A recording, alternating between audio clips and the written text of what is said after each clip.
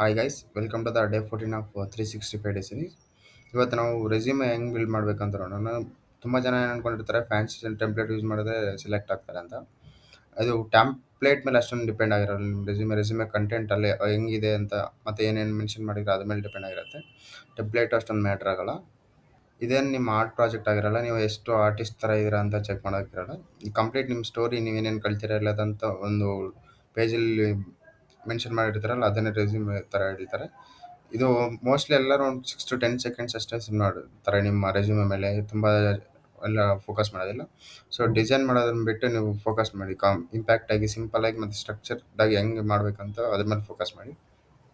2025 resume structure ಹೆಂಗಿರ್ಬೇಕಂತ ನೋಡೋದಾದ್ರೆ ಫಸ್ಟಿಗೆ ನಿಮ್ಮ ಹೆಡರಲ್ಲಿ ನೇಮು, ಇಮೇಲು, ಲಿಂಕ್ಡ್ಇನ್ನು ಮತ್ತು ಗಿಟಾ ಪ್ರೊಫೈಲ್ದು ಲಿಂಕು ಮತ್ತು ಪೋರ್ಟ್ಫೋಲಿಯೋ ಲಿಂಕ್ ಇದ್ದರೆ ಅದನ್ನು ಹಾಕಿ.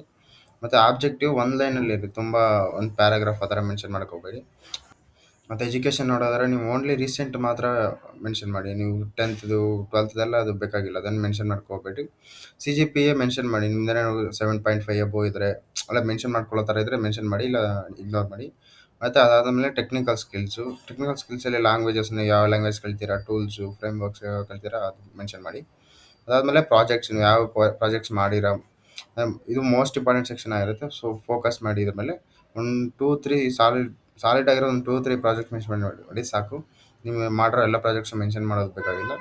ಮತ್ತು ನೀವು ಮೆನ್ಷನ್ ಮಾಡೋ ಪ್ರಾಜೆಕ್ಟ್ ಹೆಂಗಿರ್ಬೇಕಂದ್ರೆ ಲೈಕ್ ತುಂಬ ಮಾಡಿದರೆ ನೀವು ಆ ಕಂಪ್ನಿಗೆ ರಿಲೇಟೆಡ್ ಏನಾದರೂ ಇದ್ದರೆ ಆ ಥರ ಮೆನ್ಷನ್ ಮಾಡಿ, ಅದು ಹೆಲ್ಪ್ ಆಗುತ್ತೆ.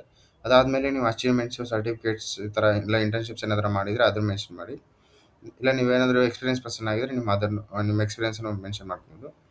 ಮತ್ತು ನೆಕ್ಸ್ಟ್ ಬಂದುಬಿಟ್ಟು ನೀವು ರೆಸ್ಪಾನ್ಸಿಬಿಲಿಟಿ ಅಂದರೆ ಪೊಸಿಷನ್ಸ್ ಆಫ್ ರೆಸ್ಪಾನ್ಸಿಬಿಲಿಟಿ ಅಂದರೆ ನೀವು ಕ್ಲಬ್ಸಲ್ಲಿ ಏನಾದರೂ ಪಾರ್ಟಿಸಿಪೇಟ್ ಮಾಡಿ, ಇಲ್ಲ ಕ್ಲಬ್ ನೀವೇನಾದರೂ ಆರ್ಗನೈಸರು ಕ್ಲಬ್ಬಲ್ಲೇ ನಿಮ್ದು ಏನಾದರೂ ಕ್ಲಬ್ಬಲ್ಲಿ ಇದ್ದಿದ್ರೆ ನೀವು ಅದನ್ನು ಮೆನ್ಷನ್ ಮಾಡ್ಕೊಬೋದು. ಪ್ರಾಜೆಕ್ಟ್ ಸೆಕ್ಷನ್ ತುಂಬ ಇಂಪಾರ್ಟೆಂಟ್ ಆಗಿರುತ್ತೆ ರೆಸ್ಯೂಮಿನಲ್ಲಿ. ಪ್ರಾಜೆಕ್ಟ್ಸ್ ನೀವು ಹೆಂಗೆ ಮಾಡಬೇಕು, ಯಾವ ಥರ ಪ್ರಾಜೆಕ್ಟ್ ಸ್ಟೇಟ್ಮೆಂಟ್ ಚೂಸ್ ಮಾಡಬೇಕು ಅಂತ ಲಾಸ್ಟ್ ವೀಡಿಯೋನಲ್ಲಿ ನೋಡಿದ್ವಿ. ಆ ಮಾಡಿರೋ ಪ್ರಾಜೆಕ್ಟ್ನ ರೆಸ್ಯೂಮಿನಲ್ಲಿ ಯಾವ ಥರ ಮೆನ್ಷನ್ ಮಾಡಬೇಕಂತ ಈಗ ನೋಡೋಣ.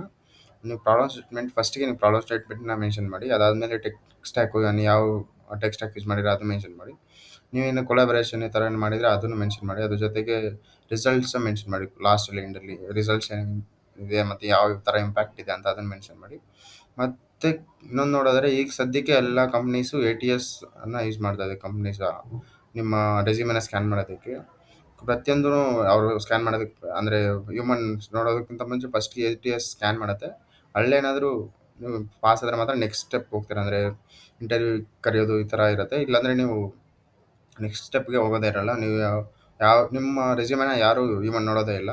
ಸೊ ಅದಕ್ಕೆ ಕೀವರ್ಡ್ಸ್ನ ಯೂಸ್ ಮಾಡಿ. ಜಾವಾ, SQL ಲೈಕ್ ನೀವು ಯಾವ ಟೆಕ್ನಾಲಜಿ ಕಲ್ತಿರೋ ಕೀವರ್ಡ್ಸ್ ಯೂಸ್ ಮಾಡಿ. ಸುಮ್ಮನೆ ಇದು ಬರೆಯೋದಲ್ಲ, ಪ್ಯಾರಾಗ್ರಾಫ್ ಗಟ್ಟಲೆ ಬರೆಯೋದಕ್ಕಿಂತ ನೀವು ಕೀವರ್ಡ್ಸ್ನ ಯೂಸ್ ಮಾಡಿ.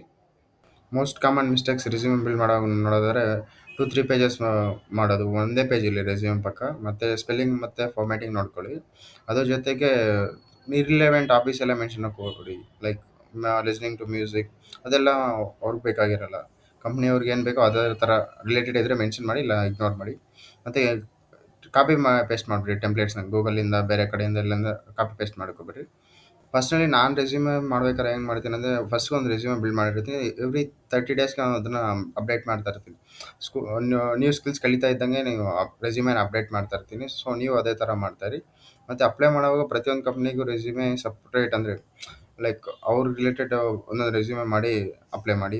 ಜನರಲಾಗಿ ಒಂದು ರೆಸ್ಯೂಮೆ ಮಾಡಿಬಿಟ್ಟು ಎಲ್ಲರಿಗೂ ಅದನ್ನೇ ಅಪ್ಲೈ ಮಾಡೋದಲ್ಲ, ಕಸ್ಟಮೈಸ್ ಮಾಡಿ, ಪ್ರತಿಯೊಬ್ಬರು ಕಸ್ಟಮೈಸ್ ಮಾಡಿ ಅಪ್ಲೈ ಮಾಡಿ. ಇಷ್ಟೇ ಗೈಸ್, ಇದು ಡೇ 14ಗೆ. ಡೇ 15 ಸಿಗೋಣ. ಬೇರೆ ಏನು ಡೌಟ್ಸ್ ಇದ್ದರೆ ಕಮೆಂಟ್ ಮಾಡಿ. Thank you guys, thank you for watching.